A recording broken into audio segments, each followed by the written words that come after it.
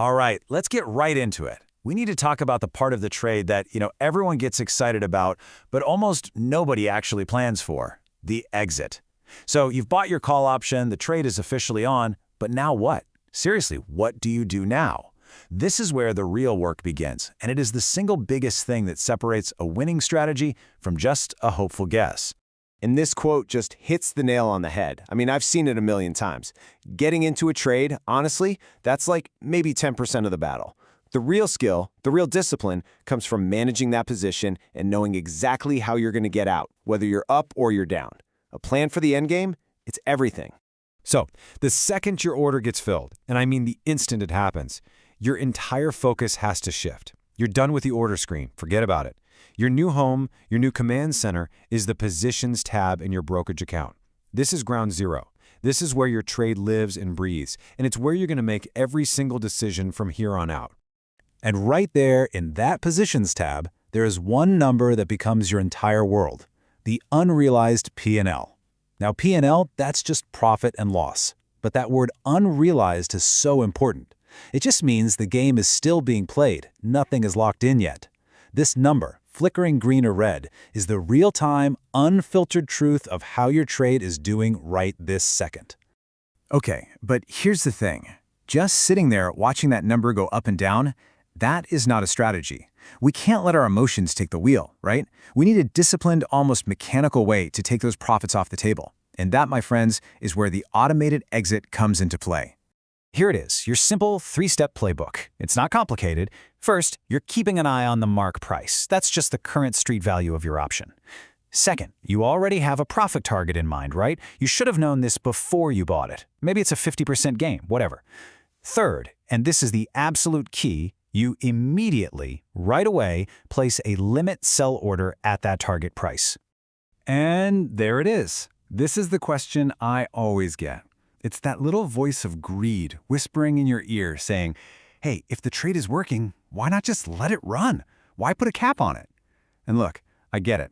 It sounds so tempting, but it's also one of the absolute riskiest things you can do. Let me show you why.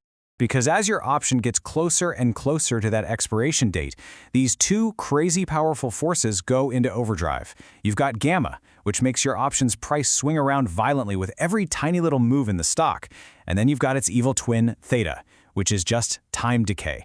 It starts eating away at your option's value like a parasite, and it gets faster and faster in those final days. Trying to manually exit then? It's like trying to land a plane in a hurricane. It's chaos. So that limit sell order we talked about, that is your defense against all that chaos. Think of it as your automatic eject button. If the stock suddenly spikes up and hits your target, even for a second, the system sells for you. Boom. Profit locked in. You don't have to be watching, it takes your emotions completely out of the equation, and it removes the need to have perfect split-second timing. Okay, now let's fast forward. Let's say your trade has been a huge success, and you've held it all the way to the very last day, expiration Friday. You're in the money, which just means the stock price is above your strike price. Fantastic. But you are now at a crossroads, and you have one last decision to make. And really, this is the fundamental choice it all boils down to. You're holding a profitable contract. So what do you want? Do you want to turn that contract into cold, hard cash profit right now? Or do you want to use that contract's special power to actually buy the shares of the company? Let's break down these two paths. Path number one is sell to close. It is exactly what it sounds like. You sell your contract back to the market, and the cash profit lands in your account. It's simple, it's clean, you're done.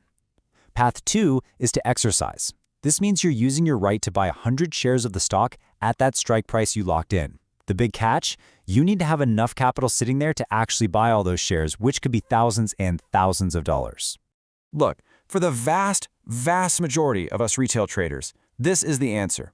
Sell to close is the move. You just take the cash profit you made on the option itself. It is so clean, so simple, and it doesn't require you to suddenly come up with a giant pile of money to buy stock you probably never intended to own in the first place. Okay, we've talked a lot about profits, but we have to look at the other side of the coin. What happens when a trade just doesn't work out? Well, this is where the real beauty of buying the call option shines, because your risk is completely locked in from the very start. If at expiration the stock price is below your strike price, the option simply expires worthless. That's the technical term. There's no drama, no margin calls, no complicated process you have to go through. The contract had its shot, it didn't make it, and so it just poof, it disappears from your account. It literally ceases to exist. In this right here, this is probably the most powerful concept for managing your risk. Your maximum possible loss is exactly what you paid for that option premium. So if you paid $500 for the contract, that is the absolute most you can ever lose on that trade, not 1 penny more. Your risk is known and it's capped before you even click the buy button. That's huge. So, let's put all the pieces together now. We've gone all the way from buying the option to managing it, taking our profits, and handling what happens if we win or lose. Let's do a quick flyby of the entire life cycle of a really well-managed trade. Here's the playbook, plain and simple. Step 1, your order gets filled.